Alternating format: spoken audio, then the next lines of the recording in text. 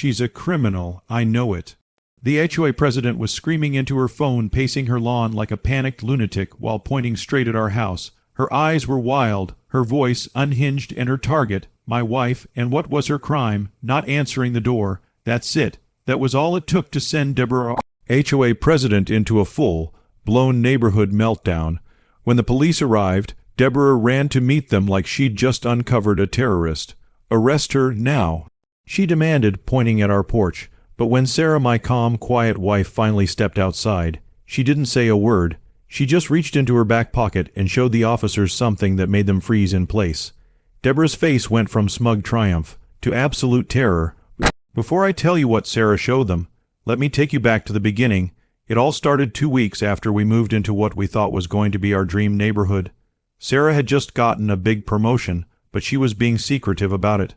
"Honey," she said, while unpacking our kitchen boxes, "please don't tell anyone what I do for work yet. Just say I work in finance if anyone asks." I didn't press her. She was the smart one between us, the calm one. If she wanted privacy, I respected that. Little did I know that tiny secret would trigger the most insane HOA war I've ever seen. It was a beautiful Saturday morning. I was outside messing around with moving boxes, trying to find my garden tools. That's when I saw her, standing on the sidewalk, arms crossed, eyebrows furrowed. Like our house had personally offended her. She was in her late 50s. Hair perfectly shaped into that "I need to speak to your manager" style. Power, walking in heels like she was on some mission from God. She marched straight toward me and barked, "I'm Deborah, HOA president. These are the rules." She shoved a giant binder into my hands, 300 pages thick. I wish I were joking. I flipped it open, pretending to be polite. Inside were rules about everything from grass length to which exact shade of beige was allowed for garage doors. Wow, this is thorough, I muttered. Deborah narrowed her eyes. "We take community standards very seriously here." And just like that, she turned on her heel and walked away. That's when little Tommy, the kid next door, rode by on his bike. "Hi, mister." Then he looked at Deborah and frowned. "Why are you always so angry, Mrs. Deborah?" Kids, they say what everyone's thinking. And then, as if on cue, Sarah walked outside, her hair tied back, wearing jeans and a tee. She was carrying a box labeled "Office." The moment Deborah saw her, she froze. "And you are?" she asked, like Sarah needed permission to stand in her own front yard. Sarah smiled politely. "I'm Sarah, Michael's wife." But Deborah didn't smile back. She squinted, suspicious, almost like she was trying to recognize her. "What do you do for work?" Her voice was sharp, interrogative. "Finance," Sarah replied smoothly. "Pretty boring stuff." Deborah didn't look convinced, but before she could press further, Tommy crashed his bike into our mailbox again. Sarah rushed to help him. "Are you okay, buddy?" "I'm fine. Hey, are you a police officer?" "You look like one." Sarah just laughed. "No, sweetie, I work with numbers, not bad guys."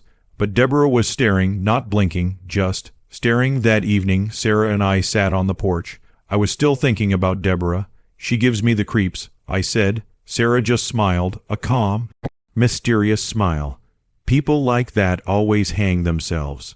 You just have to let them pull the rope." And that rope, Deborah started yanking it. Emails began pouring in. "Your trash bins are positioned at a 15-degree angle. Your tree appears too 5 millimeters above height limit. Your vehicle extends half an inch over the driveway." Every email copied the full HOA board. I wanted to reply, tell her to get a life, but Sarah always said, let her waste her energy. We've done nothing wrong. Still, I could tell it was getting to her too, especially when Deborah began patrolling our house 3 times a day, slow walking, staring, taking notes. Then the neighbors started warning us. She made the Johnsons repaint their fence 3 times. She made Mrs. Chen rehome her dog because of barking complaints. Her son got arrested last year. She's been paranoid ever since. Things were starting to make sense, but none of it prepared us for what came next. It was Thursday. I was at work. Sarah was at home on an important video call. That's when Deborah started pounding on our door. Not knocking, pounding. Sarah saw her on camera and couldn't answer. She was mid-call. Deborah rang, knocked, pounded, and finally screamed, "I know you're in there. I'll show you who runs this neighborhood." Sarah told me about it that night. Her voice was calm, but I could see the worry in her eyes. "She's escalating. she whispered. I should have listened more closely, because the next day I came home to flashing lights, sirens, and a scene that would flip everything upside down. The sirens were getting louder. I stepped out of my car, heart pounding, palms sweating, as a police cruiser pulled up in front of our driveway. Deborah came running across her lawn like a lunatic. "Officer, thank God you're here." She was waving her phone in one hand, binder in the other, pointing furiously at our house. "She's dangerous. That woman is hiding something. I want her arrested." The young officer, his name tag read Martinez, looked confused, but tried to stay professional. "Ma'am, calm down. What exactly is the emergency? She won't answer the door. She's sneaking around. She's up to something illegal." Martinez blinked. Not answering the door isn't a crime. But Deborah wasn't backing down. "I'm the HOA president. I know when something is wrong in this neighborhood." I watched from inside the house, my hand hovering over the doorknob. But just then Sarah beat me to it. The garage door opened slowly, and there she was. She walked out calmly composed, casual like this was just another Tuesday, wearing jeans, simple blouse, no makeup, hair in a ponytail, but something about the way she carried herself made even Officer Martinez straighten up a little. "Good afternoon, officer," Sarah said politely. "Is there a problem?" Before Martinez could answer, Deborah screeched, "That's her. That's the one. She's been avoiding everyone. She's hiding something, I know it." But Sarah didn't flinch. She didn't even acknowledge Deborah's existence. She kept her eyes calmly on the officer. Then, I saw it. She reached behind her back, slowly. Martinez noticed too. His hand went to his holster, tension rising. Deborah gasped. "She's armed. She's got something." But what Sarah pulled out wasn't a weapon. It was worse, for Deborah, a small, polished silver badge. It shimmered in the afternoon sunlight, and the second Martinez saw it, he froze, his eyes widened, his jaw dropped, and then in a move I'll never forget he snapped to attention. "Chief. Chief Johnson," he stammered, visibly panicking. I didn't know. Nobody told me. I had no idea this was your residence." Deborah's face dropped. "Chief," she whispered. Martinez was now babbling. I just responded to the call. I didn't get the memo yet. I'm so sorry, Chief, I didn't." Sarah raised a hand, cutting him off with a calm authority I'd never heard in her voice. "At ease, Officer Martinez. You're just doing your job." "I appreciate your diligence." That's when I saw it, the words engraved on the badge. "Chief of Police Sarah M. Johnson." I stumbled back from the window like I'd seen a ghost. My wife, the woman I thought worked in finance, the quiet, humble, calculatingly private love of my life, was the highest-ranking law enforcement officer in our entire city. Outside, Deborah looked like she'd been hit by a freight train made of karma. Her face turned red, then white, then a shade of green I didn't think was medically possible. She stepped back, shaking, still clutching her phone. Officer Martinez, now standing stiff as a board, turned toward Sarah. "Chief, should I file a report about the false emergency call?" He glanced at Deborah. She made some serious accusations, and I think it's Miss Cunningham. Deborah muttered, as if correcting her name was going to save her. Sarah was silent for a moment, thinking. Then she spoke, slow, clear, sharp enough to slice glass. "I want everything documented. The false 911 call, the pattern of harassment, the abuse of HOA authority." She glanced at Deborah. "Make sure it's noted that the HOA president filed a baseless criminal complaint against a city official." Martinez nodded quickly. He was already scribbling furiously in his notepad. Then, just when it seemed Deborah had hit rock bottom, she started digging deeper. She raised her phone into the air like a victory flag. "You think you've won," she snapped. "You think this is over. I have evidence." Sarah's expression didn't change, but I saw something in her eyes flicker for the first time. Not fear, not panic. Calculation. Deborah was practically foaming now. "One phone call to the mayor, to the media, and you're done. I know who you really are, Sarah Johnson. I know what you did at that place." She waved her phone like a weapon.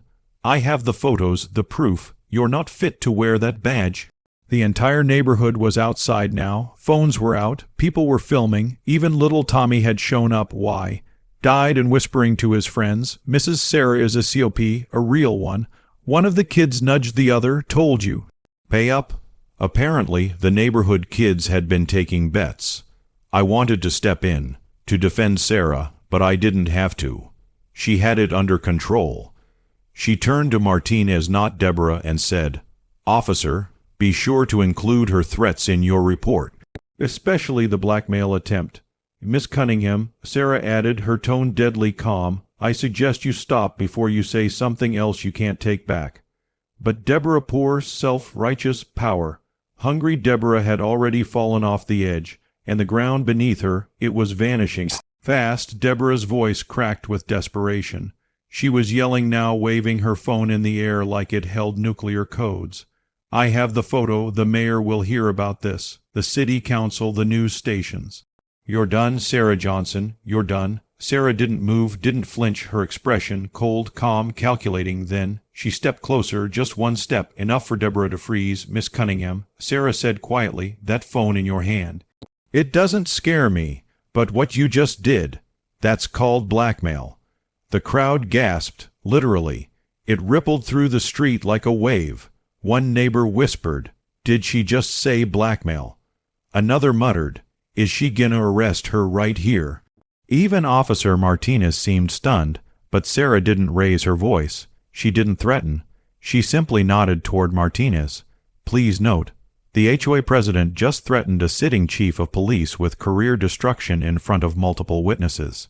That's obstruction and intimidation of a public official." Martinez's pen was flying. He looked like he'd just found a treasure chest of charges, and Deborah, she looked like she was going to collapse. Her face was drained of all color. Her jaw moved, but no sound came out. Then, from across the street, a voice, clear, loud, mocking, "That's what you get, Karen." It was Tommy's dad, lawnmower off, arms crossed. "We've all had enough of your garbage." Suddenly, neighbors were stepping out from everywhere, people who had suffered under Deborah's HOA tyranny for years. They were done hiding. One woman shouted, "You find me $200 for planting tulips." An older man barked, "You made my wife cry over a mailbox color." Even Mrs. Chen, the one forced to give up her dog, stood at the edge of her driveway with tears in her eyes. The neighborhood was no longer silent, it was awake. Deborah took a step back. Her HOA binder dropped from her hands. It hit the pavement with a loud thud. She turned to run, literally run back toward her house, but Martinez blocked her path. "Ma'am," he said calmly, "I'm going to need you to stay right here." The whole block was recording now, phones in every direction, cameras zooming, whispers spreading like wildfire. Sarah turned to the crowd and raised her voice, not in anger but in assurance. "I moved here with my husband to find peace. But no one, not even a homeowners association president, is above the law." The neighbors clapped for Sarah, for truth, for justice, for the end of Deborah's reign. Then came the final blow. Martinez clicked his pen closed. "Chief, do you want to press charges?" Sarah looked Deborah dead in the eye. "No." A beat passed, "But I am filing a formal ethics complaint with the HOA board. Effective immediately, I recommend her suspension pending investigation." And that was it. The final humiliation. Deborah fell to her knees on her pristine lawn. The grass she'd once measured with a ruler now stained with the collapse of her pride. She whispered one word, "No." But it didn't matter anymore. She was done. That night the neighborhood felt different. People waved when they walked by. Tommy brought us cookies. Mrs. Chen smiled again. And Sarah, she finally sat with me on the porch, wine in hand, the evening breeze on her face. I turned to her and asked what I'd been dying to ask since this all started. "Why didn't you tell me you were the chief of police?" She smirked. "Because then I wouldn't get to watch you try to fix the garbage disposal by yourself." I laughed, and just like that, in the wreckage of HOA tyranny, we found peace, real, earned, deserved peace. Don't forget to comment your favorite moment and subscribe for more HOA justice tales.